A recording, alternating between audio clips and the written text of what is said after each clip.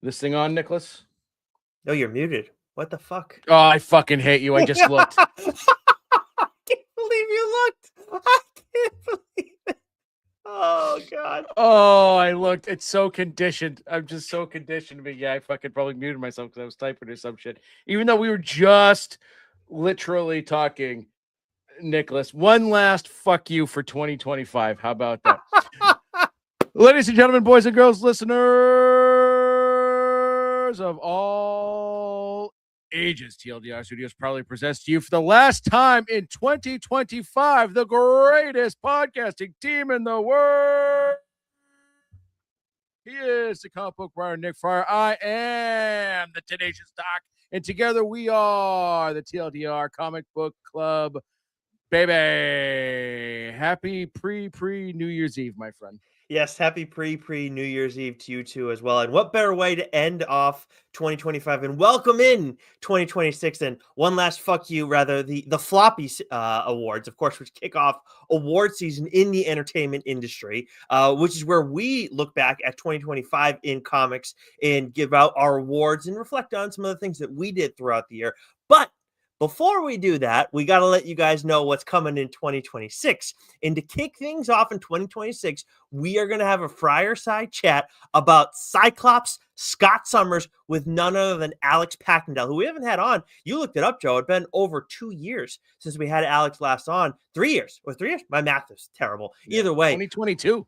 Yeah, and it was we had a great time chatting with him. Honestly, like we got to make a point of like we cannot have it be that long again. Had such a great time, and one of the things, and I don't want to take too much away from like listeners and their experience of listening to Alex talk about Cyclops, but we've had a few chats this year where it really enhanced my experience of reading the series, and I think you felt a similar experience as well. And we've had that happen throughout the course of the years, but I gotta tell you, like to kick off 2026, man, he changed how I look at Cyclops, and I am fucking still blown away by that. I cannot wait for listeners to hear this, and I can't wait to read this series.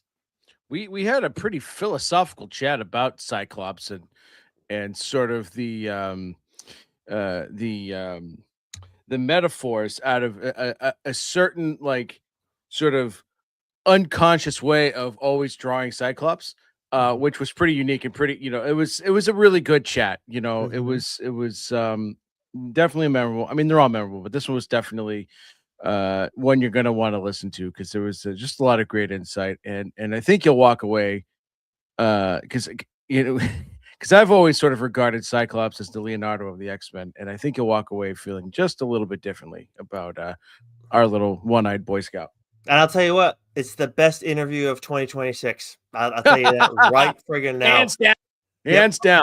100%. And for those wondering, like, what's a fireside chat? When do you guys interview creators across the comic book industry? Well, if you're only watching us on our YouTube page over on Instagram Live, of course, we appreciate subscribe there as well. You're going to get exclusive content on those pages as well. But our fireside chats are audio-only conversations with creators across the industry. We generally talk with writers primarily, although we mix in artists. We may do that off the rip to start the year. You never know when a fireside chat's going to drop because, honestly, we never know when a fireside chat is going to drop. So make sure you subscribe to one of our audio channels and leave a 5-star rating and review while you're there. Otherwise, you're going to learn the real meaning of Tenacious Doc. So you have that Packendale interview to look forward to kick off the new year. It won't be right there on the 1st, but on the 2nd, that will be dropping at least at midnight Eastern time, as all our episodes do. But today, we got to get to what's new. We got to do the Floppies.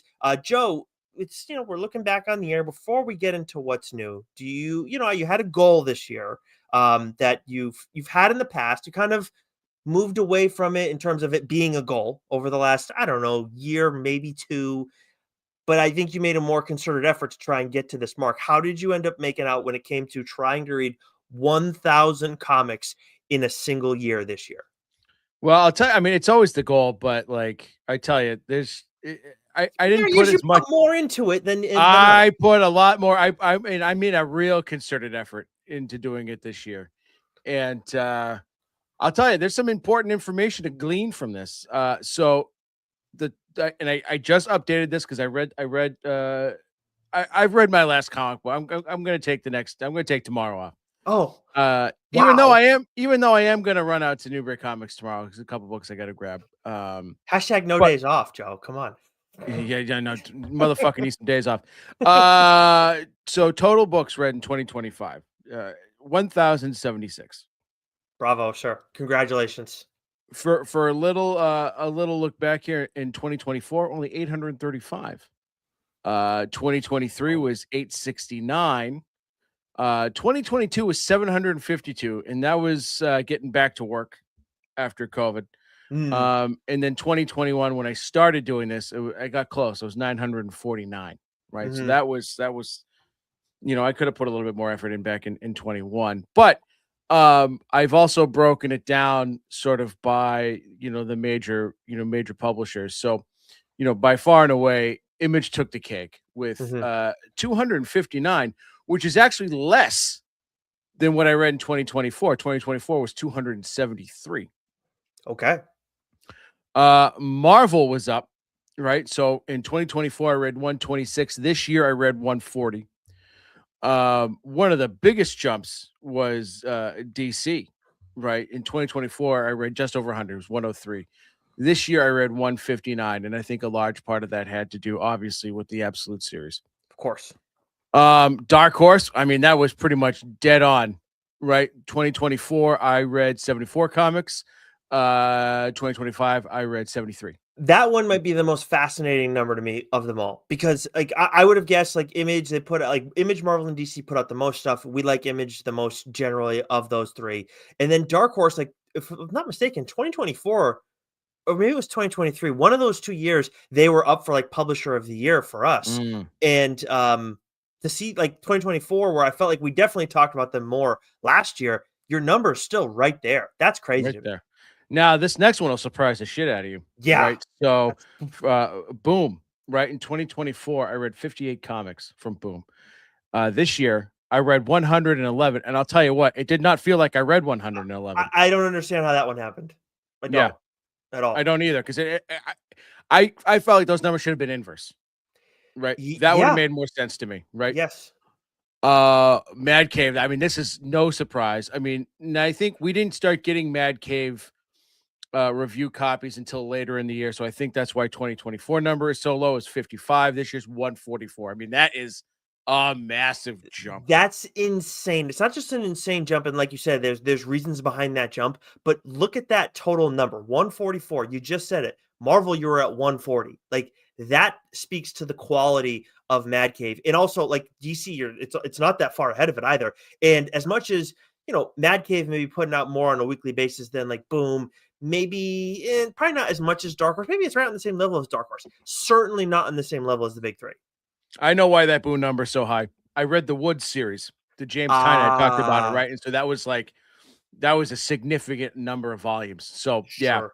there we That'll go. help. That will help.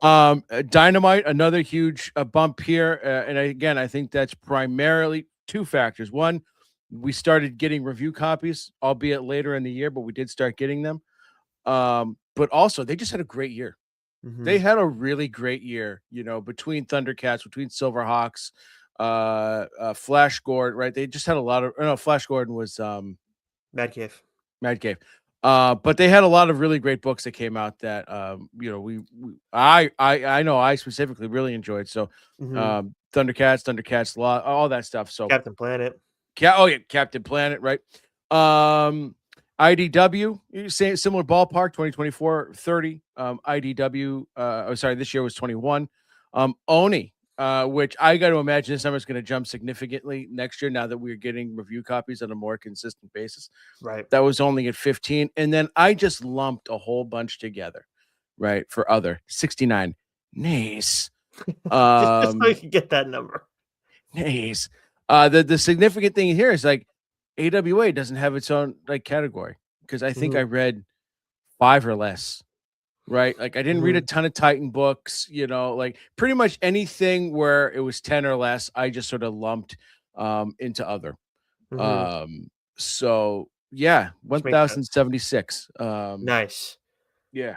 Bravo, sir. I'm happy for you. I'm happy that you finally got over the hump because I know I it's know been you a got thing. over the hump. I think you fucking smashed. That was almost 100 comics a month, that Ye pace. Yeah, it is. It's insane. It's like, I definitely had, like, we both talk about like how we deal with anxiousness in varying capacities. I'm trying to find the exact date as to when I know I did it in September, but I can't remember the exact day. And I took a screenshot so I could have it as like evidence, but I'm not finding it right now. But when I did it I passed the 1,000 mark in September, and it was just about like getting to that mark. And like honestly, I was just trying to help you, like have like someone to push back against and be like, "Fuck you, I'm going to beat you" and stuff, that kind of thing. But it was interesting. It was an interesting experience because I was like, I want to see how difficult it is because Joe's been doing it for years. I haven't thought about it at all, and I definitely like made a concerted effort, and like it it takes a little bit extra. Like, don't, again, we're talking about reading comics. Like, yeah, we're very fortunate that we're able to get as much as we get. If you use the Hoopla app, I've started using Global Comics. You've had Comixology for years, and those are all great. They like they're ways to like be fiscally responsible when it comes to reading comics and checking out old stuff as well. But it was it really was a wild experience, just like how like getting there, like because there were times like I need to get here, I need to get here, and it's like probably pushed it a little bit harder than I needed to at times. But yeah, I got to by some point in September, I got to 1,033. That was when I stopped tracking it. And I, again, like you did with Boom, like I went back and read some image things that I had not read, or like it been putting off for a while or hadn't finished. So my image number was ridiculous compared to everything else. That was at 531. So obviously like did a lot of the heavy lifting there. But yeah, I was like I looked at my Mad Cave number, and again I stopped tracking for the last 3 months of the year on Mad Cave. So I'm sure it would have been similar to your number, but I was only at 67. But again, you know, that was towards the end of the year. So I don't know. I Think probably would have about gotten this. to 100. Think about this, Nicholas. Right. So, say we didn't get review copies, or like didn't have access to Hoopa or things of that nature. Right. Now, I definitely spent money on comics, Of but course. if we just assume that each comic is roughly 3.99, which is not the case, that they've gone up, they're mostly 4.99 now. Yeah. 1,076 comics multiplied just by four, is 4,304. Right, like that's several grand in Yep. comics. Mhm. Thank God, we get access to review copies because this number would be significantly lower. Yeah. It'd be the march to 500 instead of the march, and even that would be fucking ridiculous, you know. Yeah. But Yep. like, Yeah. But honestly, every freaking dollar spent on comics, I'm like grateful for it because we read so many quality stories. And but I hear you. Yes, that would be like when you I think should about. whip that out, pun intended. Next time it's like, well, you think you're spending too much at the comic book shop this week? It's like, well, I saved us close to 4 grand Yep. this year, so you're welcome. 100%. And that's why we do the show, because we get this is also like a way of like, yeah, we're reaping benefits, but we're also giving back by talking Well, about all these telling you books as well. in which books you should pay attention to and ones you definitely want to just. So if you are going to go spend your hard-earned dollars, we want to point you in the right direction. Yep, 100%, because there are a lot of good stories out there right now. But it's also hard. It makes it harder to pick exactly which ones you want to be on top of, you want to wait on, so on and so forth. But yeah, so congrats, my friend. I'm happy for you that you finally got over the mark. Now, the real question is, are you going to continue tracking this, or are you done because you got to 1,000? I'll keep tracking it, but I don't know if I'll push myself to get to 1,000 as hard as I did. I might be. Oh, fuck it, keep doing it. But like, you Mhm. definitely start to feel it after a while. Like, The fuck. only thing I will say, because I stopped tracking because I just wanted to get to the mark and move on. But I started using the League of Comic Geeks app, and I may start go back. Like I felt it in these past 3 months, where I was like, did I read this last issue? Did I not read it? And then I have to go back and check. Sometimes I did, sometimes I didn't. Like having that app be as like a reference, because that just it shows you every, like you pick out the last thing that you read. Because there's some books that I love that I like fell off on for whatever reason, like it took a break and then I like lost track. um I love that app, is great, and I know a friend of the show, Rich Keefe, has started using it as well. I highly recommend it for people looking to track their shit and wondering, like, if they keep up on their stuff. I don't know the app that you use, like I couldn't find it necessarily, but I don't know if it has those same capabilities. It's just a counter app. So I literally just read a comic, and I've got my Marvel. I mean, I've got my sort of categories, and I read a book, and I just tap up, Gotcha. up, up. Yeah. It just keeps a running tally. Gotcha. There you go. So if you're just looking for a keep and count, then that's definitely the way to go. All right. So we do have the floppies to get to in a little bit, but first, there are new comics that are hitting shelves right before New Year's Day. Just a few, none from DC, which is wild, but we still have books that we want to break down. So Joe, why don't you kick us off with Marvel? All right. So for New Year's Eve 2025 from Marvel Comics, we have the Ultimates issue 19, Punisher Red Band issue 4, Marvel Zombies Red Band issue 4, Marvel Knights The World to Come issue 5, The Undead Iron Fist issue 4, Star Wars Boba Fett Black, White, and Red issue 4, Ultimate Endgame issue 1, X-Men Age of Revolution, X-Men Age of Revelation finale, issue 1, Sorcerer Supreme issue 1, and then there's a book I want to discuss this week, and I want to discuss it this week because it's a potential hint at what one of my floppies is going to be for this year, and that is Predator versus the Marvel Universe. This is, of course, written by Benjamin Percy with art by Marcelo Ferreira, and man, I gotta tell you, like this series in particular. Now, you and I mean, I discussed Ultimate Spider-Man on the show at one point, and in the same episode, Predator versus Spider-Man, and you did Predator versus Wolverine. Yep. And this entire Predator versus series by Ben has been absolutely fantastic. And you can read them all individually. Like if you just wanted to read Predator versus Black Panther, if you just wanted to read Predator versus Wolverine, Predator versus, you can and enjoy it. It's a great, 5-issue series. But if you happen to sort of read them all, there is, a common theme and a narrative throughout all of them that comes to a culmination in Predator versus the Marvel Universe. And, Ben's just gone buck wild this year with what he's been allowed to do at Marvel. And there's been no shortage of blood and violence and death. And none more so than in Predator versus the Marvel Universe. I mean, it's just balls to the wall. And there's some death scenes in this issue because this is the finale where it all sort of comes to an end. You just go, that might be the coolest fucking thing I've ever seen. That was awesome. And just Ferreira's art, the action sequences, and just the overall story that Ben has told, and how he sort of tied it in a bow, and it's sort of left open that there could be more, right? Because there's sort of a character, I wouldn't say a new character that's introduced, but there's a character that plays a pivotal role that you could see the next sort of wave centering around this one particular character. So if you're looking for beautifully vicious, violent fun, right? The Predator versus series is it, and especially Predator versus the Marvel Universe. I mean, like I said, it is just balls to the wall, no holds barred, action and violence and storytelling. So definitely. If you haven't been reading these, get the trades. And like I said, you can read them individually and enjoy them. You don't have to read them all. I don't think I still no, I have read them all. But you can just enjoy them as they are. And then You read the Wolverine one? I did no. Did I? That was one I talked about on the show. Have you read it since I talked about it? I can't remember, Nicholas, to be honest with you. Okay. There's been a lot. I feel like I have, but I can't say that nice. definitively. That's news to me. I didn't know that. Okay. Nice. But yes, excellent. I think I did. Actually, yes, I did. Okay. I still have to go back and read Spider-Man. And I know you've said many times, like, you don't have to read the Spider-Man one to read the Marvel Universe one. But I want to read that ahead of it because I think there's a level, like, just it was excellent. It was my favorite out of all of them. Oh, okay. Yeah. So I definitely need to check it out. I've been dragging ass on that for whatever fucking reason. I don't have a good one. That's for damn sure. So I will definitely be checking that out along with Predator versus Marvel Universe. One quick note before we move on from Marvel. Ultimate Endgame, obviously a big deal for the Ultimate Universe fans. I read this.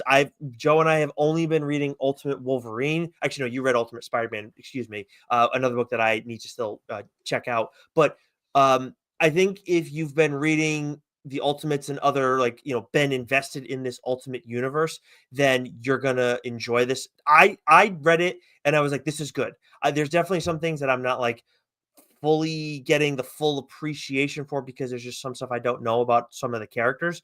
But there was like one particular like emotional moment in this issue that hit me, and I was like, I don't even know what's this. I don't know what's going like after I reflect on it, I don't know what's going on with these characters in this world. And I'm familiar with them in general, but it still hit me in that moment. So Dennis Camp is writing that series. So clearly like the writing quality, we know what we're getting there. But yeah, wow, as my voice cracks, jeez. What a Wow. year for Dennis Camp, by the way. Yes, maybe talk about him a little bit later as well. But moving on, we got from Boom, we got Marion Heretic, issue 3, Mary Sue, issue 3, Mighty Morphin Power Rangers Zord Quest, issue 1. From Dark Horse, we have Star Wars Hyperspace Stories, The Bad Batch Rogue Agents, issue 1. I'm just going to take us through these next couple, Joe. Oni, we got Skin Police Volume 2, issue 4, Wild West COW Boys of Mu Mesa, issue 4. And then from Dynamite,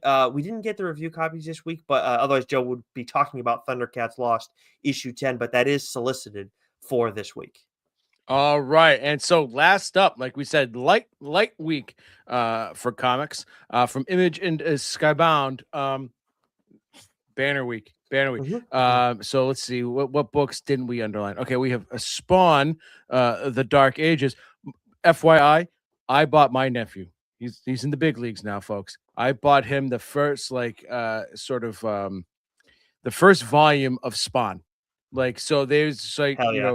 they're going out and they're sort of like re-releasing. So like it's not updated in terms of like anything's changed, but they're like sort of re-releasing them. So Spawn issues 1 through 6, and I gave him that, and I told him, I said, "You're in the big leagues now, Chief. Like, we're not dancing around it. This book is violent, it is vicious, and it is fucking awesome." And like he was like genuinely like, ooh, he was genuinely excited. I also gave him a copy of Ultimate Spider-Man Nice. Volume 1 as well. But yeah, he's in the big leagues now. It's only going to be uh, a matter of a few years before it's Preacher that he's getting a hand in. I'm very curious to hear what he says about Spawn. Yeah, me too. We've Lost Fantasy issue 6, the finale to the Tin Can Society, issue 9. Which was an excellent series, one that will be talked about at some point on TLDR. Nice. Drawing Blood, issue 10. Tyrant, issue 6. And then we've got 3 books here that we'd like to discuss. I just went, Nicholas.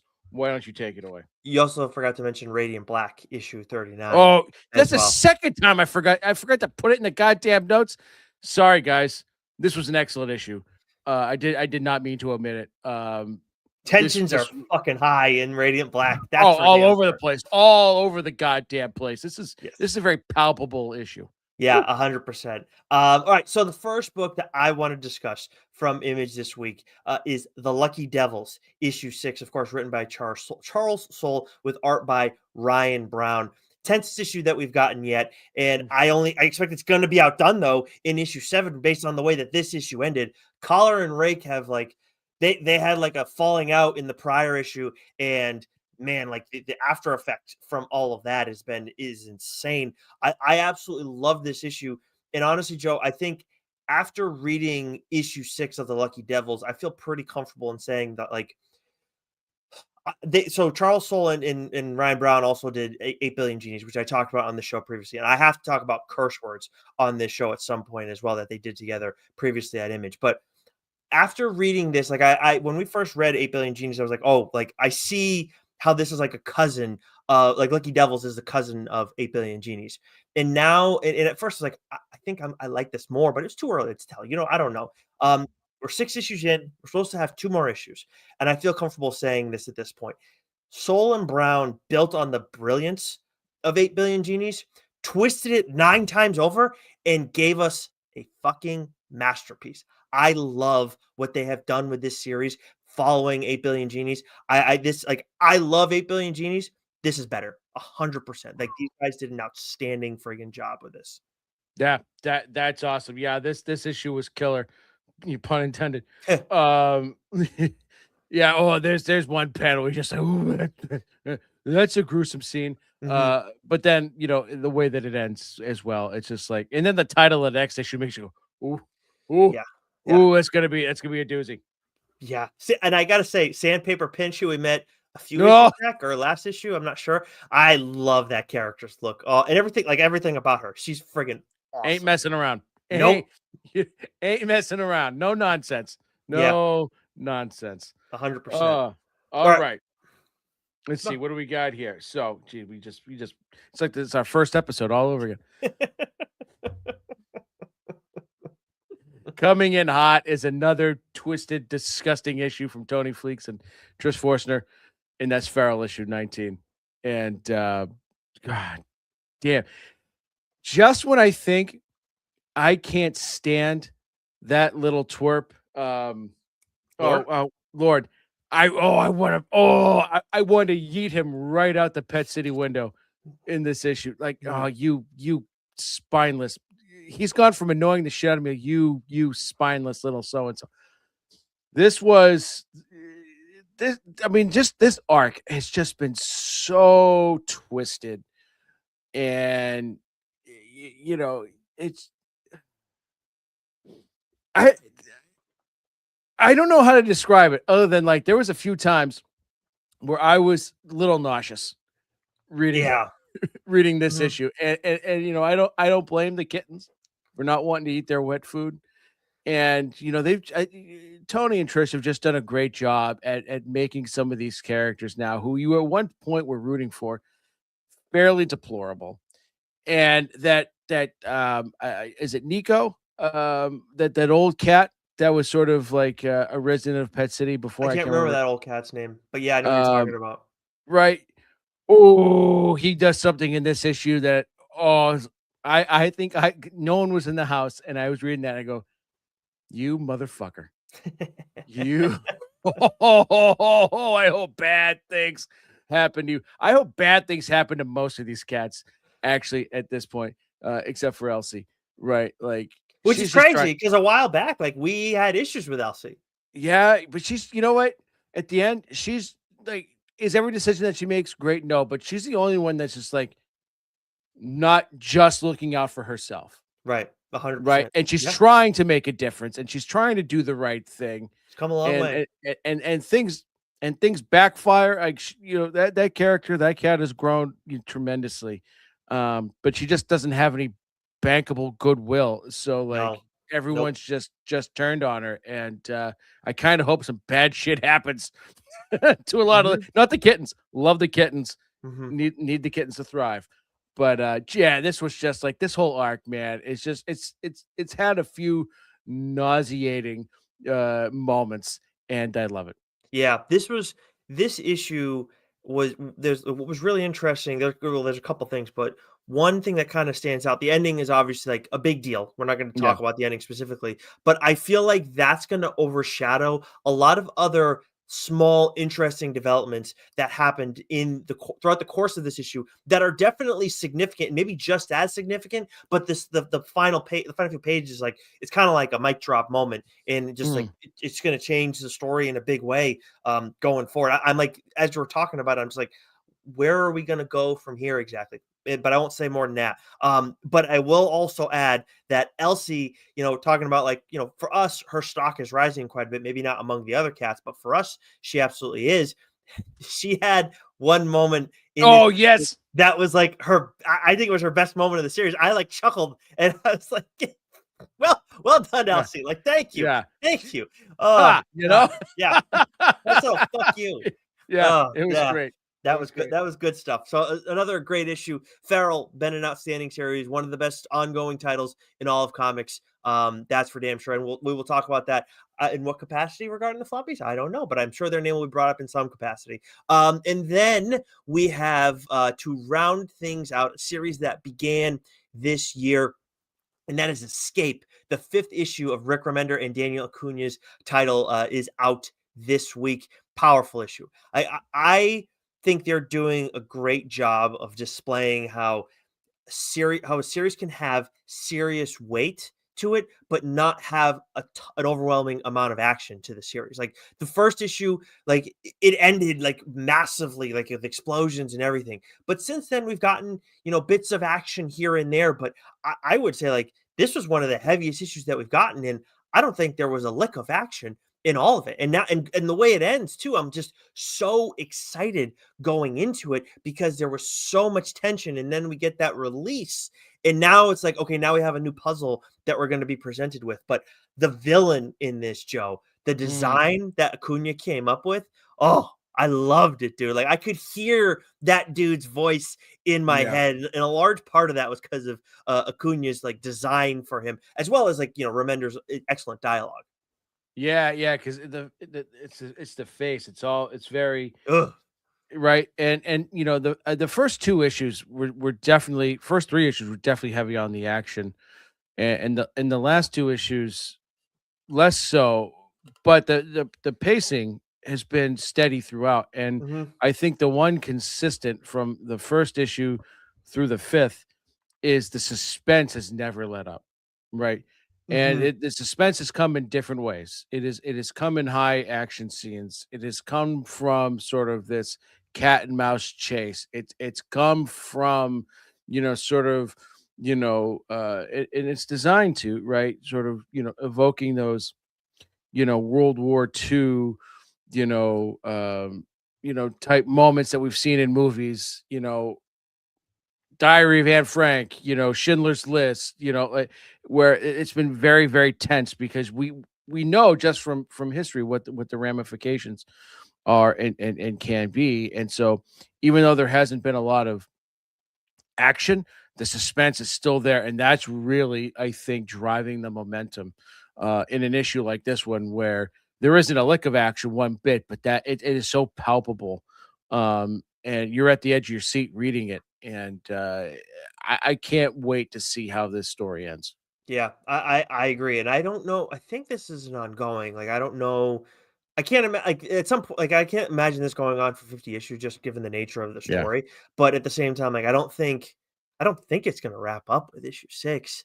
I think we're going to get another arc for sure. But either way, Escape has been a really, really fun and very different. Like as much as we're seeing a lot more anthropomorphic animals in comics, especially over the past couple years, I think Beneath the Trees Where Nobody Sees like really did a big job when it came to that. As much as we're seeing more of that, like this still has a very different vibe from like a war story. Like you said, like we don't see a lot of that in comics right now. Like that's more of like yesteryear, but now it's here, and I love the take that Remender and Acuna have been given. And Acuna's art, just we've talked about it, but like Oh, oh, the artists, yeah. just the covers are top notch. All right, that is going to do it for what's new this week, but we got plenty more to get to because it is time for the Floppies, where we go through a series of awards and look back on the year that was in comics. And we will go through, rattle off all the awards as we go through them. But just as a quick refresher for everybody, we have the Once and Future Award, which is the best new series of 2025. Best limited series of 2025, which we don't have a fancy title for that one. We have a new award this year. We moved some in and out. We brought in the Sync Award, which is for best new horror series of 2025. The Hawkeye Floppy, most underrated or surprising book of 2025. So there's a couple different angles you can take with that one. Breakout creator of 2025, which can be someone who maybe we thought upped their game to a new level this year, or someone who burst on the scene that wasn't there previously before. Jim Lee Floppy for best cover artist of 2025. Jack Kirby Floppy for best artist of 2025. Stan Lee Floppy for best writer of 2025. The Saga Floppy for best ongoing series of 2025. And then the MVP for most valuable publisher in 2025. But before we get to our awards, Joe, we do want to look back on some books that we recommended throughout the year. Of course, we talk to a lot of people on the show. We do a lot of interviews, and every week we do an interview is a week we don't do a mainline episode. And we also do our solicits. And so we've had a few different things going on. We're basically down to like a dozen trade recommendations throughout the year. Of course, we get our weekly breakdowns that we do, and those are all books that we read and we endorse. But usually, this show started on us strictly doing trade recommendations. We now do a mix of everything. But we still like to reflect on what we talked about, what the other guy recommended, what we recommended ourselves, and so on. So, as I conclude rambling, what are the top 5 books that you suggested to our listeners and to me this year? So yeah, it looks like, I mean, we're essentially averaging a mainline episode a month, right? Which is wild, Mm-hmm. right? It's all we started doing, right? Right. And so, which makes the next topic a little trickier. But so taking a look at about the 12 books that I talked about in 2025, the 5 now. I I didn't necessarily pick my favorite. I it's a little combination of my favorite and ones that impacted me, Mm. fairly significantly.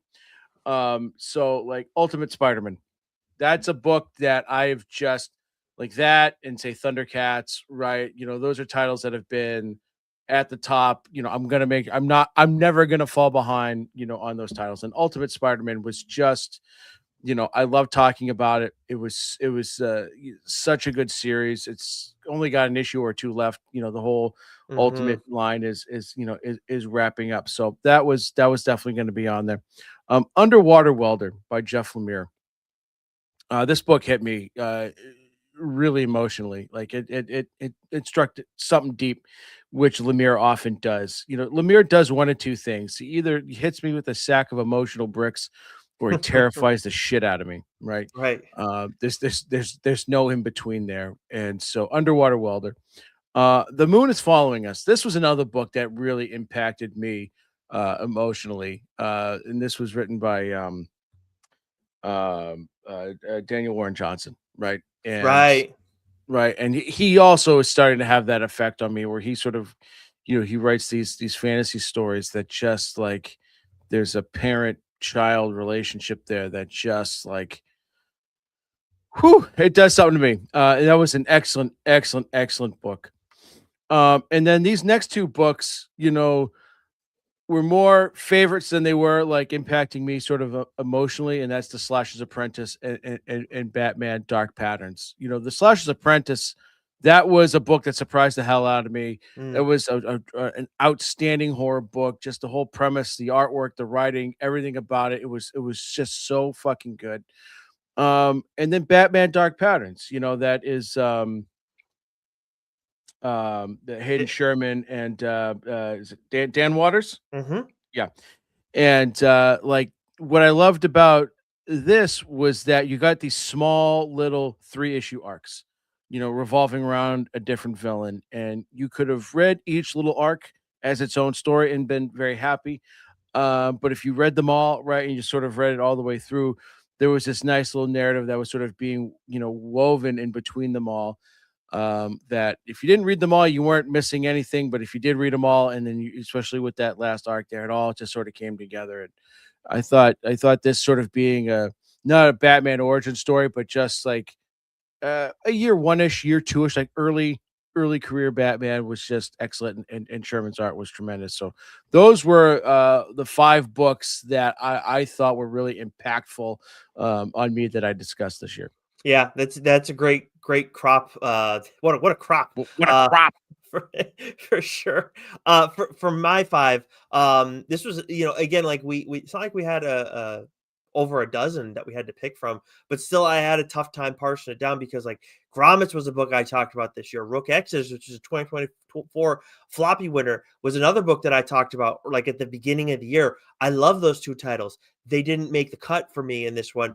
Instead, I went with Helen of Windhorn, which was a 2024 floppy winner. And that was one where like it's Tom King and Bilquis Evely and just an outstanding creative team. And I believe it's Mateus Lopes on colors, the same creative team that did Supergirl Woman of Tomorrow, which I loved that series. I loved Helen of Windhorn. And I just like this, that is an outstanding series and so different from anything else we're seeing in comics because of the fantasy element of it. The ending of that was just like, oh shit. And it set just a great tone for the series. I was just like, I want more. Why is this only a limited series? Uncanny X-Men. I know the state of the X-Men is like, well, it's always a topic of like controversy in comics, but I get it from like, talking about a bunch of different titles. Maybe like if you love the Krakoan era, totally get it. Like it was a great era. But for me, Uncanny X-Men, Gail Simone and David Marquez have done an outstanding job of looking at some of the characters that I care about most and spending so much time with them and elevating them and recognizing them for like the kick-ass cool characters that they are. And that's especially clear with Gambit. I've made that abundantly clear how I feel about Gail Simone and the way that she writes that character. Same goes for how she writes Rogue. And those are the two she spent the most time on, which honestly I'm most happy about, or happiest about, I should say. But the New Mutants that she's brought into the table too, into the mix, that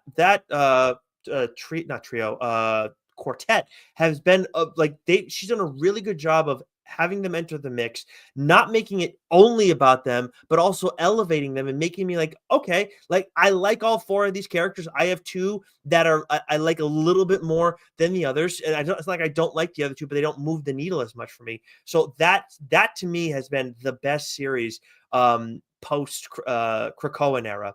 Seven to Eternity. This is a book that's been around for a bit, but I finally went and read this, and this is a story that Rick Remender wrote. And honestly, I think this is a book of all the things that I discussed this year, at least in the mainline episodes. That book is it's a few years old, but it is so relevant today.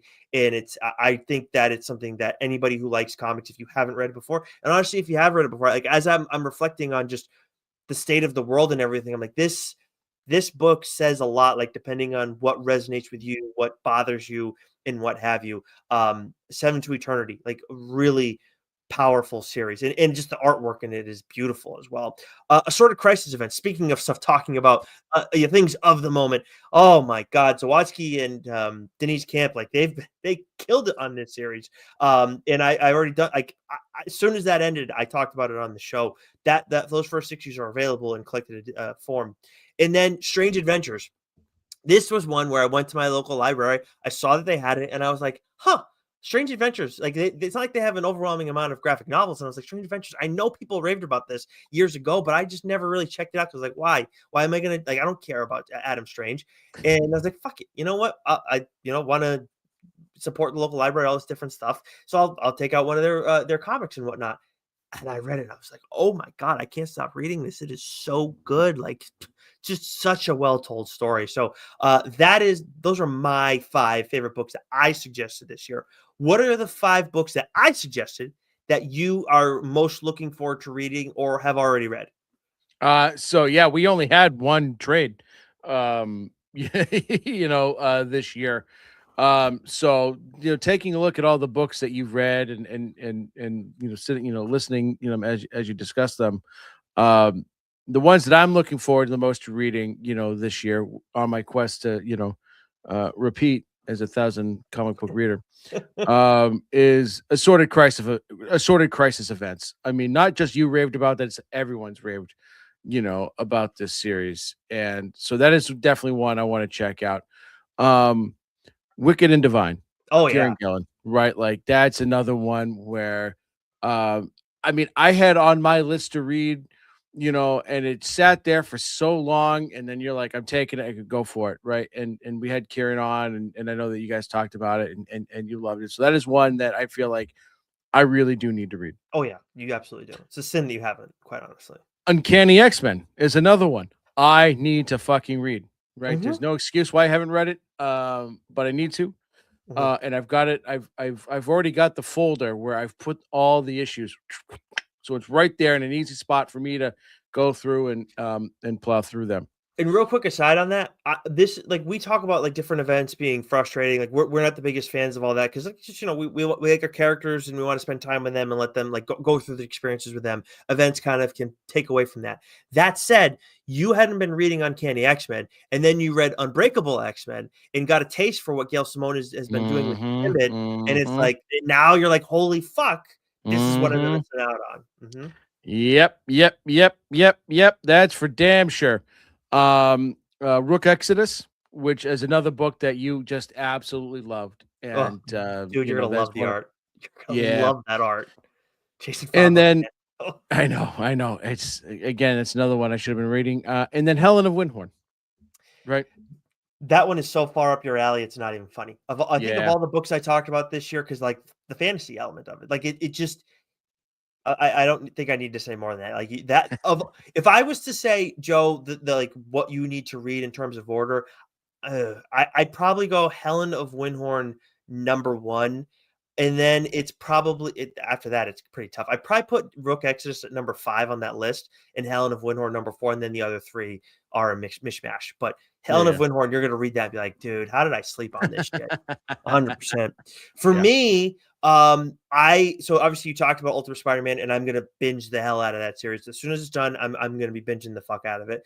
Batman Dark Patterns, which you've raved about. I have read the first issue of it, and I'm gonna read all of this. I wanted to see like what Hayden Sherman was doing for awards conversations and stuff, because obviously we've seen all of their work over on Absolute Wonder Woman, which has been outstanding. But then seeing what they're also doing in Batman Dark Patterns and that first friggin' villain that we see, oh goodness, some outstanding work there.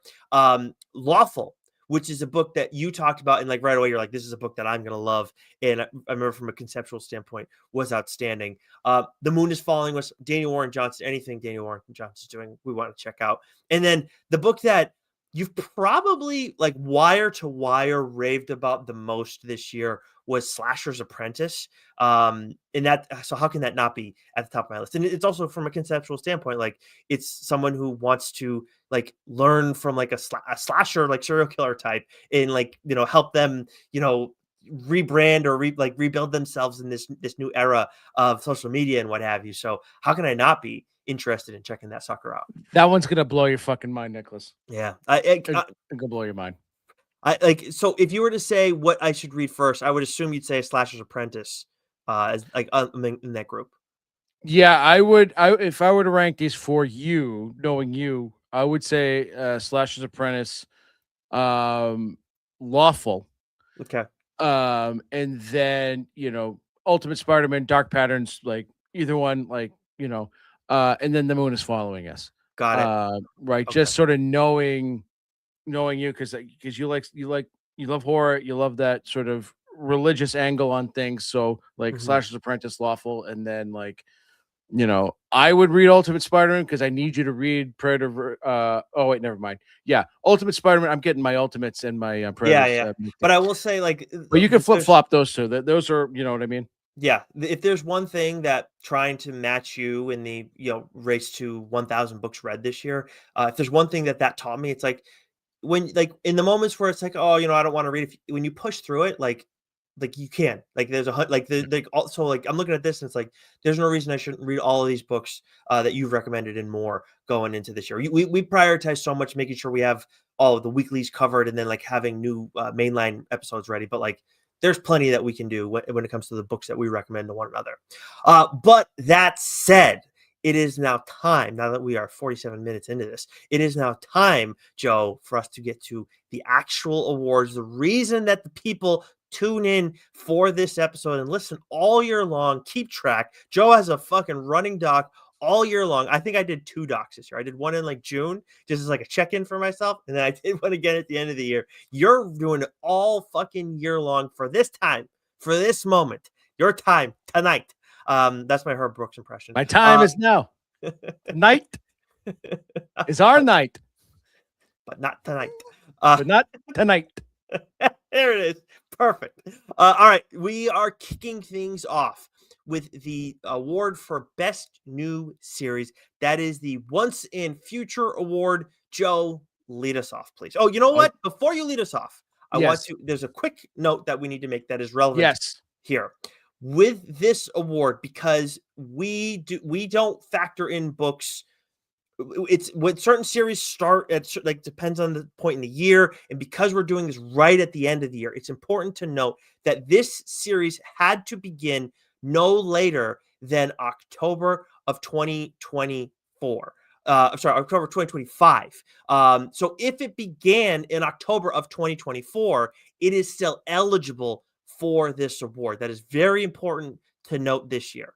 Go ahead. Yeah, because there's books that come out like October, November, December that are really, really good, but there's only gonna 3 be an issue or issues. 2 out, right? Yeah, 3 issues at most. So What do we know? we want those books to be so like books that came out this October, November, December will be eligible for next year's floppy. So I'm gonna try and do something here, Nicholas, where I'm gonna, I really want to highlight each thing. So my winner for the Once and Future Award for Best New Series of 2025. This might be a dud. I don't know why it's not loading. There we go. There we go. Absolute Wonder Woman, written by Kelly Thompson with art by Hayden Sherman. This, of course, is from DC Comics. Um, there is there's not a bit there has not been a title, Nicholas, that you and I have both raved about more. I think in this past year than Absolute Wonder Woman. I mean, we've absolutely loved the Absolute series. I mean, my runners up have been Absolute Superman and our Absolute Batman. This Ultimate Wolverine, Batman, there's been a lot of really great books, but this one, because we didn't know what to expect. We didn't know what to expect from the Absolute line. We had a feeling that Absolute Batman, because it's written by Scott Snyder, was going to be X. I mean, we had a feeling that these books were all going to be great because there's tremendous, creative teams attached to them. But Wonder Woman is not a title that I read. And but it's Kelly Thompson, it's Hayden Sherman, two creators that I absolutely love. And this book continues to this day to continue to knock our socks off. So no, this was like what there was a few awards where there was a no doubter. This was a no doubter. Mhm. And I thank God that it dropped in October. 'Cause if this dropped in September of last year, that would have changed things completely, but because it dropped Completely. in October, I am with you. My Yeah. floppy for the Once and Future award for 2025 for me is also Absolute Wonder Woman. My other nominees were Assorted Crisis Events, The Lucky Devils, Exquisite Corpses, Mm, Masterminds, and Speed Racer. yeah. A absolute murderer's row of titles. Like, I love all of these books and cannot wait to get more of them. I will say that Assorted Crisis Events was probably the runner up for me in this Mm, one, like the number one runner up that is. But man, like you can't, like, you're right. Like, there's only for me, there's only one book that I talked about more than Absolute Wonder Woman this year, and that will be getting the Saga Award. And Absolute Wonder Woman is right there, like in that same conversation. High quality. Hayden Sherman and the other artists that have also worked on this series have been outstanding. Kelly Thompson has absolutely crushed it with Absolute Wonder Woman. I love how she has redefined the character, stayed loyal to the character, but like taken her in this new direction where it's just like she is my favorite character in the Absolute universe. We love what Scott has done with Absolute Batman, and the other Absolute heroes have been interesting as well. But no one is beating out Diana in yeah. this universe. Yeah, no, it's just it is very much worthy of the unified award here. It's just been so good. It's been fucking excellent, right? Yep. And even those little one offs where Hayden wasn't the artist and someone still excellent, right? Still Mhm. excellent. So they've knocked that one out of the park. Then we move over to best limited series of 2025. And this is another one too where it could have began towards the end of 2024 and still qualified here. But this is a limited series. This is not something that is ongoing. If it turns into an ongoing title later, then we have no control over that. Like that, as far as we understand, this is it. This is all we're getting, and we move on from there. What do you Yeah. got for me? All right. Let's see if this loads. This might be the last time I do this because it's taking so You bloody should have long. uploaded them all beforehand, so when I talk about my next one, Oh, upload all yeah, of yeah, those. boom, right. See, that's why you're thinking Wild Bingo. Animals. I struggled with this one, Nicholas, for best limited series of 2025. Not that Ah, like this was my initial sort of like no doubter. Wild Animals from Mad Cave Studios, written by Ed Brisson, with art by Andy Kuhn. Runners up, Crush Depth, Red Vector. yeah. I made an alternate photo for this because there was something about Red Vector and DB and Tim, absolutely crushed it this year with those two titles. Both very, very different. I loved Crush Depth was very claustrophobic, very suspenseful, had more of a horror element to it, whereas Red Vector was more sci-fi fantasy. And I'll tell you, fucking Hemi, right? Just fucking Hemi. But I love. I mean, I had an apps, an alternate thing made because I was really like, which one is it? But then at the end of the day, Wild Animals was just such a gut wrenching story. The Last Boy, by Dan Panosian, right, came out of left field. Absolutely love that. Bug Wars, out of Alcatraz, right? Which Mm, sort of was like Oni, okay, we're cooking. We got something here. This is excellent. Far Down Below, right? Is another book that I really really loved. So, Wild Animals is taking home my best limited series of 2025. yeah, that is a very nice call. Like that is an outstanding series. And again, like where we talked about like how our upcoming conversation with Alex Packnadell, where we talked to him about Cyclops and how that has already elevated the series for us and our expectations. Like when we talked to Ed Brisson about Wild Animals, like that really elevated the series for us. That was a massive conversation, in my opinion, just like in terms of just how much I appreciated this story and how everything went along with it. I love this pick for best limited series. For me, though, I did go in a different direction. I went with a series that, again, like when we talk about like pound for pound, like how many issues came out and how often we talked about it, like we always try and talk about first issues that we love. We try and talk about finales that we love. But then in between, we do want to mix it up because it's a funny thing in comics, like reviews, like, issues two, like if it's a limited series, issues 2 through 5 may not be talked about a whole hell of a lot. We still want to, but we also want to mix it up. But I was a fashion school serial killer. Every fucking month was like, you need to talk about me. You need to talk about me. You cannot ignore me, Nick. That's how I fucking felt every time I read it. I loved Rennie. I loved this series. Doug Wagner, Daniel Hilliard. I try and share some comics with my wife, and she, like, the medium doesn't necessarily do it for her in the same way. Totally get it. Doesn't mean she won't appreciate the stories, but like this is one where I was like, "Honey, you got to check this one out." Like I'm gonna get her to check this one out for sure. I have the collected edition at home. Like I absolutely love this series. And for horror fans too, like this is an outstanding one. This is absolutely one that you want to check out, and it scratches like a different itch. I've seen some different. I saw a different like elevator pitch for it, but for us, we've been saying like Devil Wears Prada meets Dexter. I think they've been doing something else like paired with Dexter, but like that's kind of how I've always viewed it with this one. Some nominations for me: The Lucky Devils, The Hexiles, Crush Depth, Jump Scare, We're Taking Everyone Down With Us, Seance in the Asylum, Kill Train, Bug Wars, Murder Kingdom, It Killed Everyone But Me, and Buried Long, Long Ago. Just like there are a lot of awesome titles. A lot of those are from Mad Cave too. Something that is worth noting for later on in this conversation. And it was funny because a lot of these titles I have, like, I could have given in multiple categories, Yes. Yep. right? Mhm. Absolutely wild. Yep. Yep. All right, what's next? We have the Sync Award, the inaugural Sync Award for Best New Horror Series of 2025. And for those wondering, why is it named after Sync? The title is by John Lees and Alex Cormack. If you're new to the show, that is our all-time horror comic. It is available in local comic shops, but it's also primarily a Kickstarter book. They're running stuff every few months. We absolutely love that series. It is horrifying, but it is so much fun too. Yeah, so this was a no-brainer for me, but there's a lot of books that were, in consideration, right? For sure.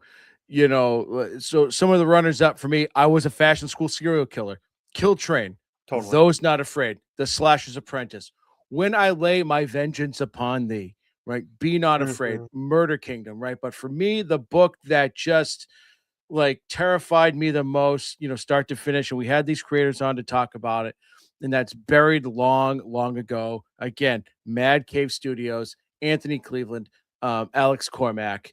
I mean, Cormack's art. I mean, there's I think no better artist right now for the horror genre than Alex. He just between Buried Long, Long Ago, between his work with Rich Douek, he's just there is this grittiness, this rawness, this viciousness to his art that can make you squeamish. And again, I'll never sit in a fucking porta potty or an outhouse for as long as I live.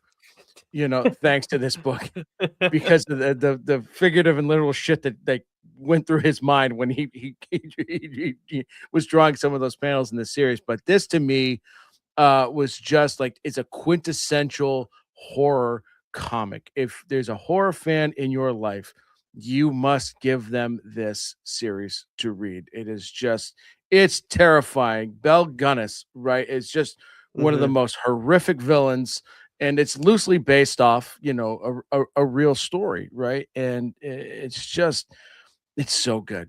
It Yeah. is so effing good, plain and simple. Buried long, long ago. Mad Cave Studios Yeah. is a must for any horror fan.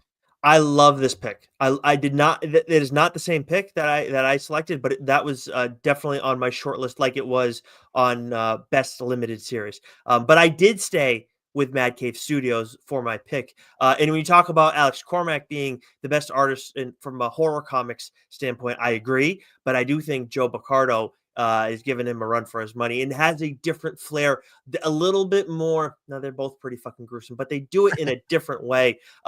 Joe Picardo's series was written by Cullen Bunn, and that is The Hexiles, which the first issue came out at the end of 2024. So the other 5 issues were out in 2025. And this is a series that we've been saying all along. If you are a John Constantine fan, you want to check this series out because you have this character who he's central to it all, but he's not like, he's not there in the moment because he's dead, but his kids were all screwed over by him with his passing. And it's just, it has such a Constantine element to it, but there's a whole bunch of different other characters that you're dealing with in the mix here. And the art is friggin' terrifying. I loved this series, and it edged out. I was a fashion school serial killer. First of all, I don't want to necessarily double up, on Mm. titles getting awards. We want to highlight a bunch of different ones as best as we can, but at the same time, like this one felt. I was fashion school serial killer was definitely horrifying in its own right, but this was like a little more gruesome. So that's why it ended up getting the edge here for best new horror series. Also, another Cullen Bunn title, Jump Scare, that we loved. I mentioned Mm. Seance and the Asylum. You mentioned Whale Lay My Vengeance Upon Thee.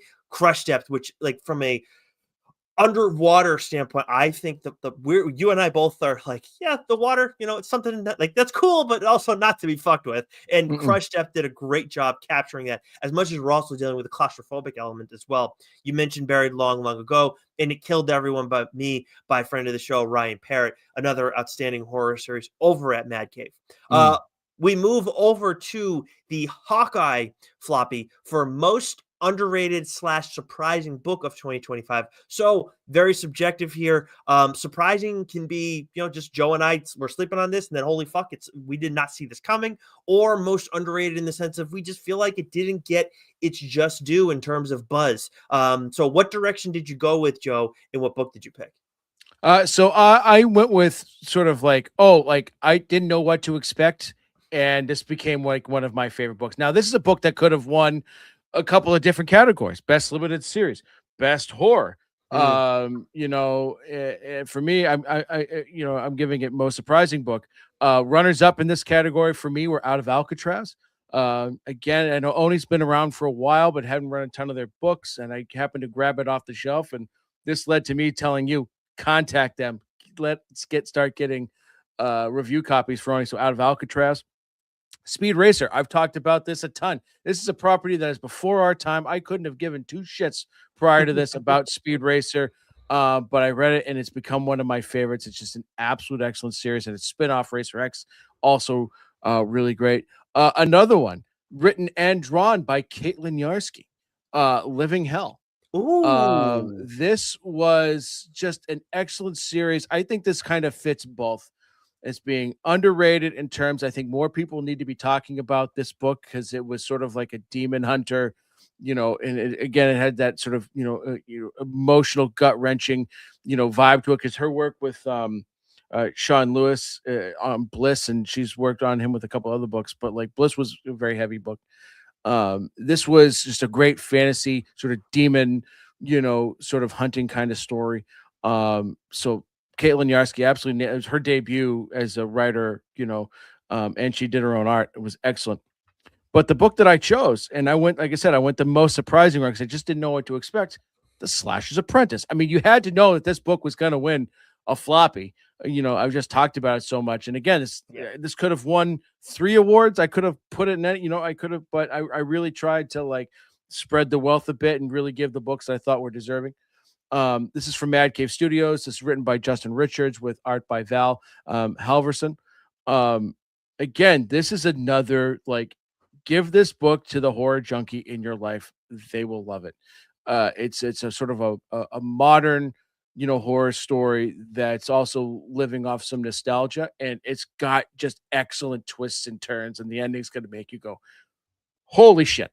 Mhm. Holy shit. It's that damn good. So the Hawkeye floppy for most, for me, surprising book of 2025, named after the Hawkeye show, which I surprisingly loved. Yeah, it was awesome. Right? Which is Yeah. where we got the title for this. Just kind of blew me away. So Slash's Apprentice. So I went the most underrated route this Mm, time around. But some other books that I was also had up for consideration. Red Vector, which was it is I think it was the Beat had it in their top 25 comics for the year. But like this surprised me in the sense of obviously we know Tim Daniel and DB Andre, but like the concept I was just like I absolutely love this, guys. It's absolutely brilliant concept just on its own. Kill Train, which was a series that we raved about quite a bit, and it was just like, holy fuck, one month after another. mm, Murder Kingdom was very surprising for me.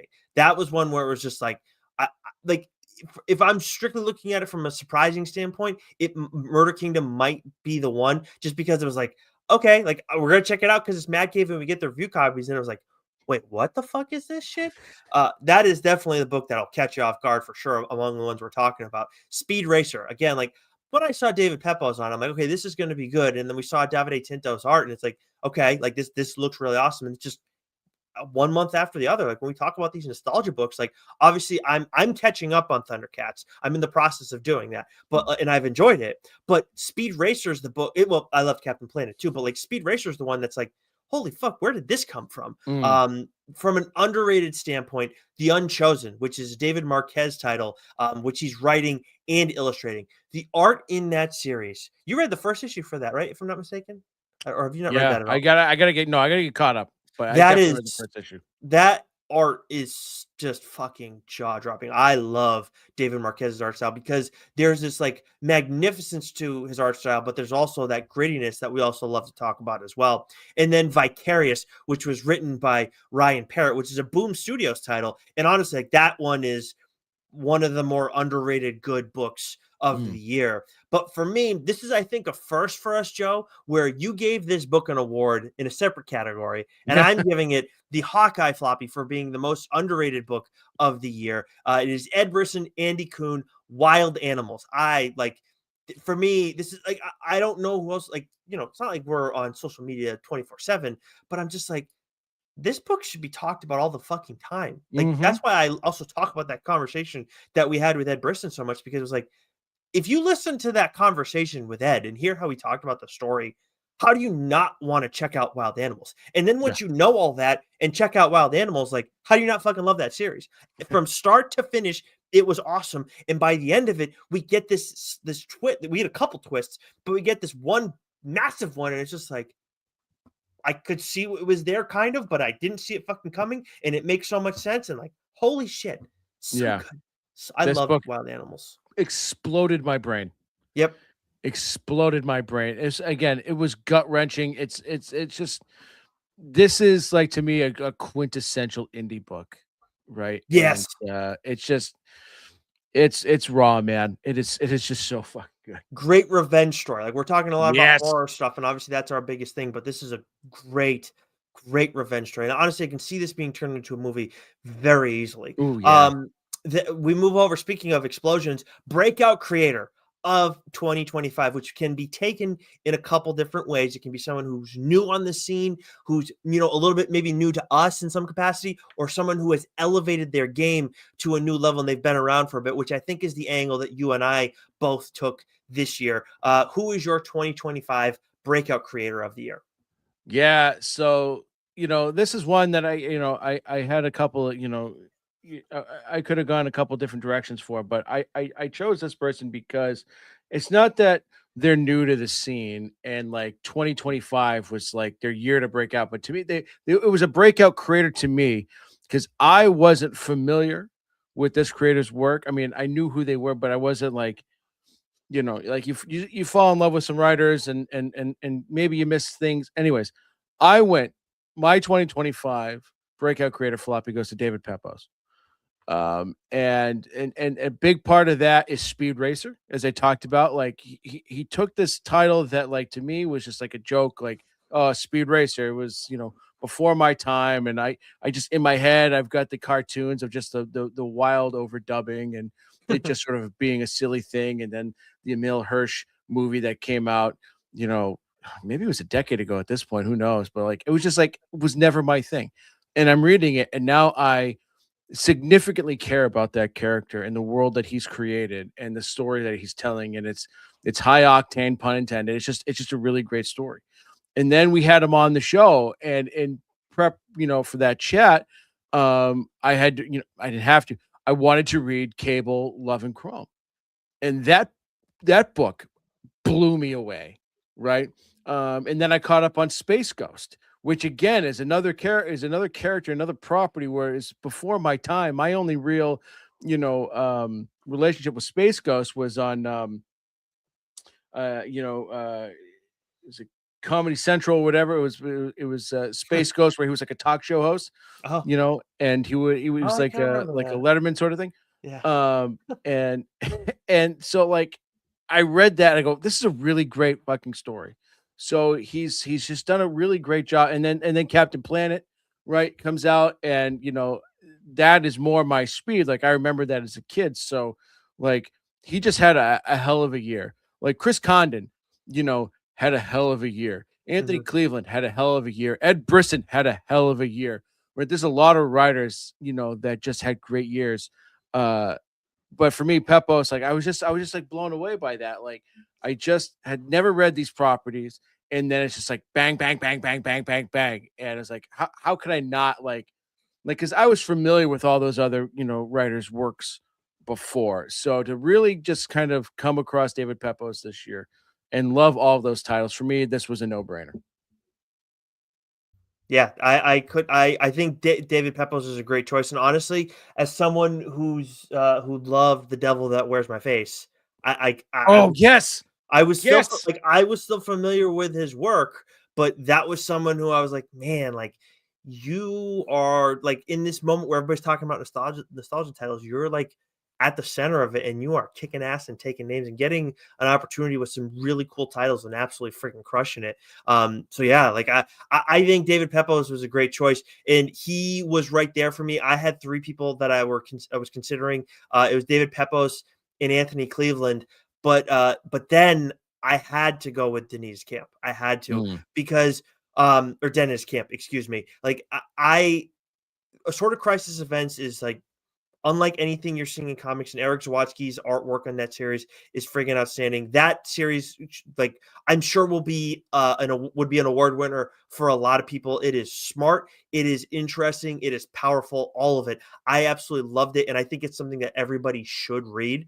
And on top of that, Absolute Martian Manhunter was a mind fuck of a series, but also very powerful in a different way. And I don't read the Ultimates, but obviously everybody like that is a massive series as well. Like Dennis Camp is probably a writer of the year for a lot of people. He won't be for us because we don't double up we double up in certain ways, but not in others. I guess whatever, we make up our own rules. It's our award show. But like I like Dennis Camp was arguably writer of the year as Mhm. well. But certainly like a breakout year for Dennis Camp.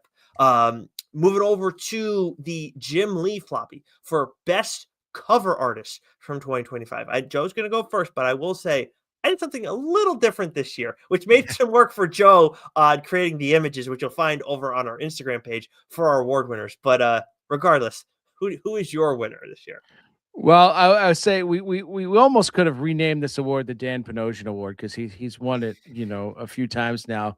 But this year, this was another no brainer for me. I knew I was going to give this creator this award early on, just because, when I do our weekly posts, about, what's new, and we're talking, I use this. I use Dan's a lot too. If I see a Dan Panosian cover, I'm putting it on there. But I went with my 2025 floppy winner for best cover artist, the Jim Lee floppy, is going to Declan Shalvey because I love his covers. You know, he does a ton of covers, obviously, for Thundercats. He's been doing them for his Terminator series, but he also just does a ton of covers for a bunch of other properties. And you know, I love his art style, and so for me, I was like, you know what, I you know, I wanted. I mean, like I said, I could give it to you could give it to Dan Moore and you could give it to Dan Panosian, like you know, every year. And Dan, I love it, but I felt like I needed to mix it up a little bit this year. But to me, you know, Declan was a no brainer because I love his Thundercats covers and his Terminator covers too. Like kicked a ton of ass. But he does covers for all properties, and he's just as good an artist as he is a writer, which is saying something. So that's my 2025 Jim Lee Award winner. Yeah, and I agree. Like we like honestly, like if next year we're like it might be Dan again because we both had Dan last year and I believe the year before. And like we're like, do we want to do it again? Or like I'd be open to renaming this to the Dan Panosian Award because it's Yeah. are just like how do you look at Dan Panosian's covers and be like, I don't want to pick that up? Like that's Mm. like he's just so good. Like stuff with the Last Boys. Like honestly, he's a great example of like when I was a kid where it was like, oh, I see this awesome cover. This is the art in the book, and it's like, no, it's not. It's like, fuck. Like, Dan's that kind of artist where it's like, yeah, I want to see Dan's art in the fucking book. It's so good. But for me, the winner that I picked this year for best cover artist was actually a creative team. I went with the Feral creative team that is Tony Fleece, Trish Forstner, and Tone Rodriguez because their variants are so fucking good. I love the main covers too, but their variants that those three mix in. Oh, dude, all the homage covers, which they started doing with Stray Dogs, it's just like every time I see that shit, it's just like, dude, these are so cool. And it's such a fucking smart concept where it's like messing around with stuff from the past and making a cool new thing. And it's like, how as a reader and someone who likes horror, do you see that cover and like, even if you don't like horror, it's like, what the fuck is that shit? That looks really freaking cool. What is that? Every time I see their stuff in League of Comic Geeks or when I'm in the shop, I'm just like, this is awesome. I have to pick this up. I absolutely love what they've done in that series, and their main covers are outstanding as well. But I love their variant covers, so I have to recognize the Feral creative team for that work. And this is a book that needs to be recognized in some capacity because we talk about it so much on this show, and there's just so much to love about this series. Yeah, absolutely, warranted for show. Sticking with the art theme, we're going to move on to the 2025 Jack Kirby Award, which is handed to the best artist. And I'll just say it right now. You can say the name, but we are in agreement on this one. Yeah, last year's winner was Derek Kirk Kim, and that was based on one book, right? The Last Mermaid. His art, and that just blew me away. But this was a no-brainer for me. I don't know if it was a no-brainer for you, but they absolutely crushed it this year. And that's Hayden Sherman. I mean, absolute Wonder Woman, Batman, Dark Patterns, two books that I absolutely loved. I felt like Hayden's art was really elevated, especially in Wonder Woman this year. Now, I've been on the Hayden Sherman train for a while. I enjoyed their work on back in like 2019. I think it was like a Mary Shelley Frankenstein story. You know, Hayden's work. You know, obviously on Thumbs. You know, with Sean Lewis, and you know, Sean even said, "Watch out, this the few, yeah, he's coming, right? He's gonna and here he is, right? So." Hayden just absolutely crushed it with absolute you know, Wonder Woman and Batman Dark Patterns. Yes, we are in lockstep on this one. This one was a no-brainer for me. My last year's winner was Bob Quinn, by the way. But this one was an absolute no-brainer because Hayden Sherman, for me, like it kind of shows like with Bob Quinn, where he was doing two books last year and doing it operating at such a high level in two very different books. With Hayden, they're doing absolute Wonder Woman and Batman Dark Patterns and such different vibes. And like again, some of the art that's in Batman Dark Patterns, like this scary ass shit. In absolute Wonder Woman, when I went to New York Comic Con, when I was there, I saw at least 2 people cosplaying as Absolute Wonder Woman, and they were the best cosplayers at the entire con. They did an That's outstanding awesome. job. And I said to Hayden, like, you should just pay one of them to just stand next to you the whole freaking con. They look that good, and their design is that awesome. And also, like, everybody knows who that is. Like, obviously, it's Wonder Woman, but it's like, no, this is Absolute Wonder Woman. You know who that is. Their art has been outstanding for years, but like, this was the year that they took a step forward. The other artist rather that I had in conversation, Caspar Wingard over on the Power Fantasy, Yes. Nick Dragata in Absolute Batman, who I'm sure is number one for a lot of people as well this year because he's done some knockout stuff on that series. Trish Forstner over on Feral, constantly having to torture cats and kittens on that series because of Tony Fleece's sick sense of humor, I guess. And then David Marquez, who love what he's done on Uncanny X-Men. Really cool shit there. But again, like, the Unchosen has some jaw-dropping artwork that is so impressive. And I love Marquez's art style. I would say for me, like, from an artist standpoint, like someone who like wasn't on my radar as much, and now I'm like, I need to find more of this person's work. David Marquez is that individual for me this year. Moving over to the last individual award, the Stan Lee Floppy for Best Writer. Then we have 2 more to round things out. Joe, who wins this award for you in 2025? Well, so this is again another one I sort of went, back and forth on, right? Chris Condon, Ed Brisson, definitely we're up there. Brisson, right, with Wild Animals, Thundercats Lost, Silverhawks. Chris Condon with, Ultimate Wolverine, and what was the other book there? Far Down Below. Far Down Below, right? But as I start thinking about it, I go, no other writer has had such a badass year than Benjamin Percy. Right. So that is my floppy winner. My Stan Lee floppy for Best Writer 2020 is Benjamin Percy. I mean, just the entire Predator versus series. We've already talked about that, today on the show. Predator versus the Marvel Universe, right? Red Hulk, Punisher, Wolverine. I mean, all those books ripped at 1,000 miles an hour.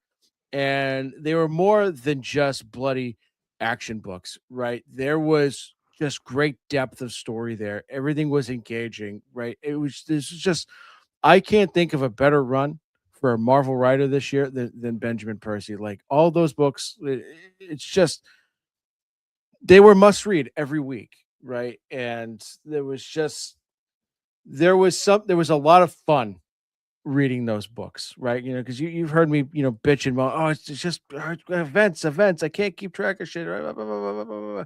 Right. And it's easy to kind of like, especially with Marvel and DC, just sort of be like, okay, I'm just going to kind of pick and choose these things here and read them because you feel like you're almost obligated to read them. Not the case here, right? Like, these were all books I had an absolute fucking blast reading, and they all ripped. And I've never seen so many mature readers only on Marvel books before than I have. So bravo, Ben. Bravo. Yeah. We are Benjamin Percy fans through and through. Wherever he's putting out stuff, we're going to be checking it out. He was on my short list for Best Writer of 2025, but he's not taking home my Stan Lee floppy. Others on the list, Tony Fleece as well. Of course, again, if we're going to be raving about Feral, we got to be raving about the creators. Dennis Camp, again, I mentioned previously, in like another stratosphere compared to a lot of other writers this year. Gail Simone, I love Uncanny X-Men. I love what David Marquez is doing. I love how Gail Simone is writing my childhood favorite character and still one of my absolute favorite characters in comics in Gambit, as well as Rogue. And then Kelly Thompson, because of course we're friggin' raving about Absolute Wonder Woman. How do we not talk about Kelly Thompson, which we have ad nauseum this year? But for me, Joe, I have to go with Kieran Gillen because I absolutely love the Power Fantasy, which was the 2024 Saga Floppy winner. And also, Die has returned. In the first 2 issues of Die Loaded, while Die Loaded is not in the conversation in any capacity for individual award in terms of individual comics, it very much factors into Kieran's work this year. And dude, I love everything from the Power Fantasy. You've caught up. You finally understand why I'm like, I have to talk about it this week. That one with Wonder Woman, I feel less like, oh, I shouldn't talk about it because like, oh, it's the absolute line and everybody wants to be talking about it right now. as much as Power Fantasy is the same thing where it deserves that attention, I'm like, dude, I talk about this book so much on the fucking show. I gotta cool it a little bit sometimes, but it's like I can't.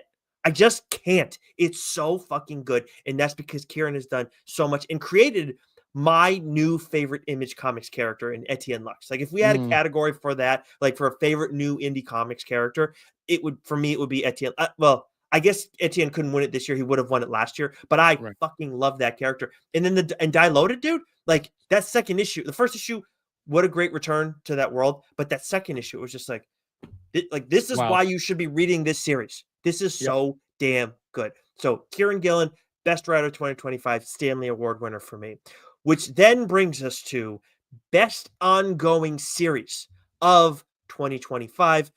Just as a note, because we have this here, this did not need to start in 2025. It can have started in October of the previous year, but they didn't. But they need to have multiple issues in 2025. Graphic novels that were launched in 2025 are also acceptable here. No events. What do you got?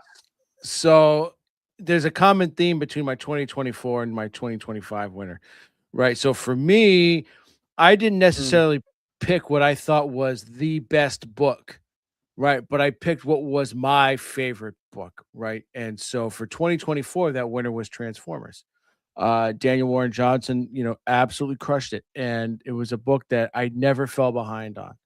And I don't think there's a property outside of Absolute Wonder Woman that I talked about more than this property. So my Saga Floppy winner for 2025 is Thundercats, and that's from Dynamite Comics, and that's written by Declan Shalvey with art by Drew Moss, with a few issues in there drawn by Joe Mulvey. And Thundercats to me, is Jesus Christ. I mean, we're 2 years into this thing now, right? It is such a nostalgia for me, and like just takes me right back to when I was 8, 9, 10 years old again, right? Just I absolutely love this series so much.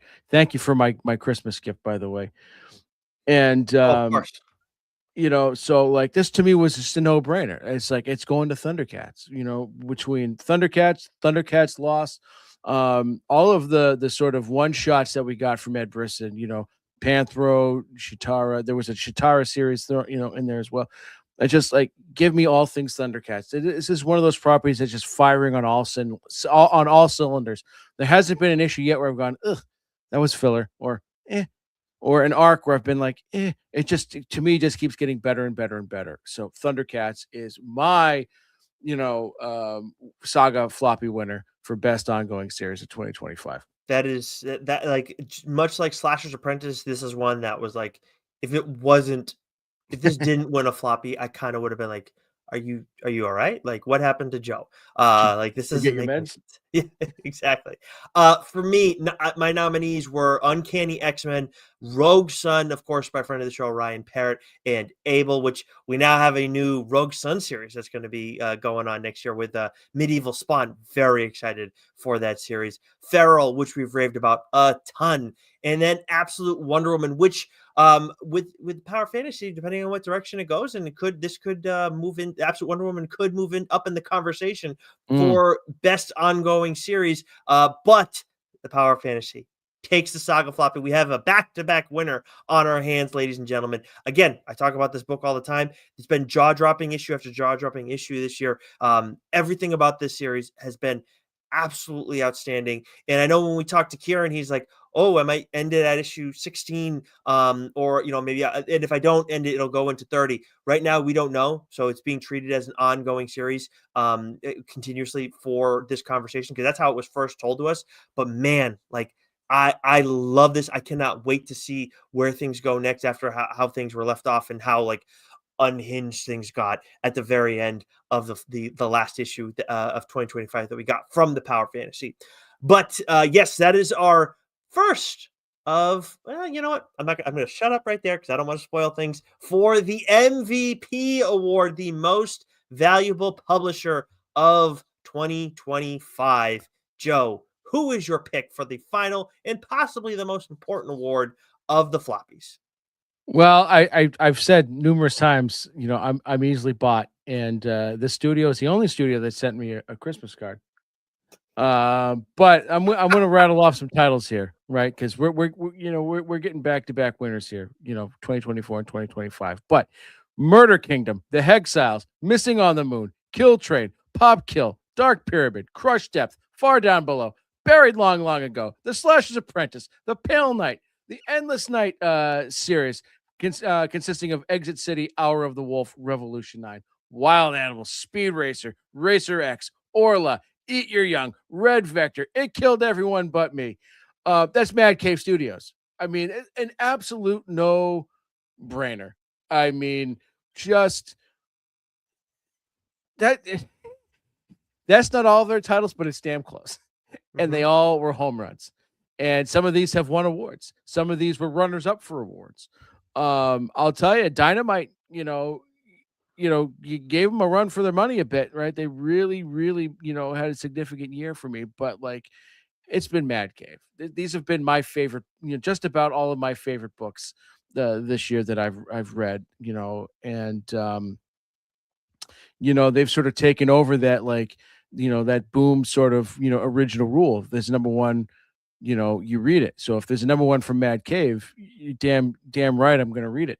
And their slugging percentage, their batting average, the whole thing, like they're flirting with 405, baby. You know what I mean? So Mad Cave Studios, that was just an absolute no-brainer. The only two titles that you didn't mention that were on my short list, on my list of worth mentioning, not so short list, I should say, The Exiles and Gunpowder Prophets. I said Exiles. You did, my mistake. So Gunpowder Prophets, which you're not reading, I have dibs on that one. But dude, yeah, like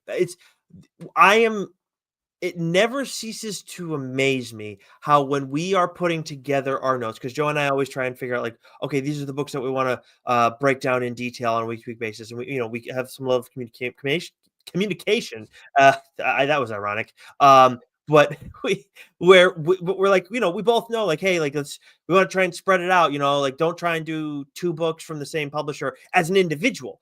But then somehow, like, I'll do a Mad Cave book, and then you do a Mad Cave book. And usually, we're both reading those two books. So it's just like, and they'll only have like 5 books out in that week. They're starting to put out more volume, but guess what? We're still getting more quality. It is impossible to ignore Mad Cave right now. If you're not reading at least like one book a month from them, I feel like you're actively trying to ignore what they're doing, or like, I guess you don't listen to the show, like that's also possible too. But if you're someone who's not reading Mad Cave, like we've done some mainline episodes on their stuff as well. I do think that Nottingham was like one of their biggest ones in terms of like, their emergence on the scene. For me, that was where I first noticed them. I think that's a great series where if you're like, what the fuck's Mad Cave Studios? Hand them Nottingham. And I think from there, you're like, anybody who like likes that series, like, okay, like, I should check some of this shit out. There's plenty of other titles that you can do that with. Any of the ones that Joe's rattled off or that that are on our list, you can absolutely do that with. But that's one that's like, this came out a long while back. You should delve into their catalog. They got some really good fucking shit. Dive in. For me, it's excellent. 100%. For me, the runner-up this year, this is the first time that I was like, there's a big 2 title that's in the conversation. For us, it's generally like there's a smaller publisher that, because we care about like that batting average, but with a smaller publisher, you can't put as much out, but how much quality you put out, that says a lot. Image is always right there because they have one of the better blends in terms of volume and then batting average. But I got to say, man, DC for me this year, I mean, we both talk about Absolute Batman and Absolute Wonder Woman a shit ton, but then the other Absolute titles have been outstanding as well. And there's other titles within main continuity for DC that we both like. Like I love Poison Ivy, but what they've done with the Absolute universe has been massively impressive. And I mean, obviously it's been massively successful. So like when we talk about all the different stuff in comics, like that has to be factored in. Like nobody is thriving more, I think, from like a financial standpoint. I don't know for certain, but it just feels like every time I see stuff online or listen to other shows or read something on websites, it's like Absolute Universe. Everybody, like even when I go to my shop, like everybody talks to me about Absolute Universe. Anytime like I'm picking up an Absolute book, like, oh my god, this, oh my god, that. I was talking to the guy when I was buying a compact version of Snyder's of like original Batman run. And I was talking to the guy like how my nephew's like 12. I talked to you about this. Like he's 12. He's like I don't know. Like some 12-year-olds I'd get that for him. I don't know, but we're gonna find out. He's like, hey, as long as it's not absolute Batman, you're fine. Like it's just like that's the top of mind for fucking everybody right Yeah. now, and rightfully so. And Absolute Wonder Woman is right on that same level, and everybody else has other absolute titles that they love. Those are our two favorites. But no shortage of quality in the Absolute universe over at DC. Yeah, it was under consideration too. But Dynamite blew me away because again, Of course. it's Thundercats and Silverhawks and just like again all those sort of titles that don't I wouldn't typically read. And they got me to read and got me to enjoy. So it was a hell of a year for comics, Nicholas. An absolute banger of a year. Yeah, 100%. And if you look at our award winners too, like a DC book won for the same DC book won for both of us. I had an Image book. We both had multiple Mad Cave titles as well. I actually had another Image book, and you had a Dynamite book. Like it was like right now for us, it's Mad Cave, it's Dynamite, it's DC, and it's Image. Those are the four that are like if we were doing a Mount Rushmore for the year, those would probably be the publishers that we would both have in our grouping. Is that fair to say? Yeah, definitely fair to say. Yeah. Awesome. Well, my friend, that was a year's worth of work and energy put in. Are you satisfied with your with the results and how they came in? Yeah, I think so. I mean, I've been putting thought into this since May. When I first started wanting to make sure that I chronicled everything. So because it's very easy for recency bias to seep in, and Oh, and you don't want to shortchange anyone. And so, like a lot of thought, went into all of these, and it's one of my favorite episodes of the year to do. I have a lot of fun with it. I know you have a lot of fun with it. yeah. I think what I'll do is for each category, I will take your winner and my winner, and I'll just do a series of stories on Instagram. Nice. And I'll figure out how I'm going to do this with the other socials because we want the people who won awards to be recognized and all that and to Yeah. know it. So I'll find a way to it'll probably be a mad cap of tweets and skeets and Instagram stories. So just be on the lookout for that. Check, follow our socials, Blue Sky, Twitter, Instagram, yeah, it was a hell of a year, Nicholas. Absolutely, it was, my friend, and another year in the books for TLDR Comic Book Club. Actually, the last thing that we almost forgot to reflect on was the list of guests that we had this year. Shame on me, that almost slipped my mind. Because this is another thing that we like to look back on. Like I've had again, it's another successful, fun year for you and I doing this show. To see where to think about like where we've gone over these past like since 2020, the end of 2020. It's like it's fucking wild, dude. I mean, we started our first interview with Scott Snyder. So obviously, it's like you started off with a bang, but at the same time, it's like we this year we had 21 interviews. I think last year we had 22 interviews. We're pretty much like plus 20 every year. We already got one in the bank to start off 2026, and we already got irons in the fire for 2026. So we Fingies in the pies. yeah, exactly. I just want to make sure John Lees knows that I'm listening. But we had 21 interviews, 26 guests, two guests appeared twice on the show in 2025, and 12 of our 21 guests were new people. We had 2 in January, 2 in February, 3 in March, 1 in April, 3 in June, nobody in May. 2 in July, 1 in August, 1 interview, I should say, two creators, 3 in September, 3 in October, and 1 in December. We don't pick favorites, Joe, but I know that Joe Mulvey, the final interview of 2025, was one that you were very excited to. I almost tweeted at him after that Jets game. I was like, he's gone through enough this season, and that was I'll leave him be. But these were all a lot of fun. Looking back at like talking with Kyle with the Radiant Black era, like the rebuild era, Tim and DB on Crush Depth, Anthony Cleveland. Having Scott on twice was a lot of fun. Snyder, because we the second time was his idea, and just like delving into Absolute Bane. And I felt like for us, that was we like to talk about different a lot of different elements when it comes to the comics that we're breaking down with writers, but we really like to get into process with writers. Obviously, me for selfish reasons, because I like learning from these people as I try and develop as a writer myself. Like that was with Scott, one of my favorites from like a that was my favorite chat with Scott that we've ever had, because I that felt was like excellent. we got the most out of him from a process standpoint. And then I've mentioned Ed Brisson's, like the interview with him a ton. Like that one was like, this is exactly what we want our show to be. Like this is like director's cut, enhance the story, have a huge impact on us and probably the listeners as well as they go and read that series.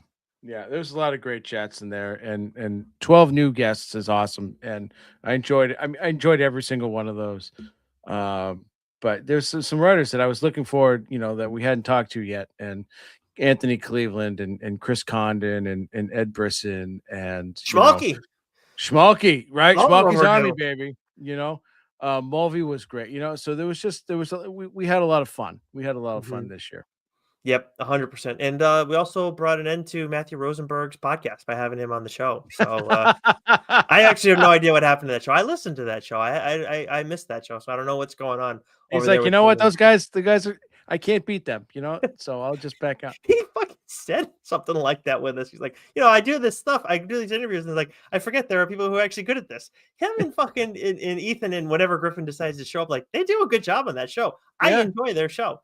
But I don't know. I guess it's on pause. We'll find out. We'll have to have some of them on. I'm sure we'll have Ethan and Griffin on soon. But like Ed of Rosenberg's next Rook, right? Agent Rook spy thriller. Oh, yeah. With them. Yeah, we sure do. We sure do. 100%. Well, that is it for the Floppies for this year. Happy New Year, everybody. Happy New Year, Joe. I'm excited to get started on 2026 and do another year of podcasting with you. Same here, my friend. We've been at it a long time now. It's a lot of fun. So until next year, take a break. Don't read. Just get some rest. Okay, get some rest. All right, you've read enough this year. Take it easy. DC mailed it in. You can mail it in too. Okay.